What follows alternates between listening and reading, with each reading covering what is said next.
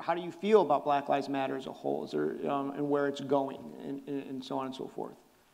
Well, I think it's great. I think that power concedes nothing without a demand. I love the folks who are doing the Black Lives Matter stuff. I think their work is hugely important. I think young folks are going to be a big part. I Am Woman, Hear Me Roar. We go to By Any Means Necessary. We go to Black Lives Matter. This is how our country functions. We do it perfectly, then we want to criticize it. Well, what's Black Lives Matter's legislative program, you know?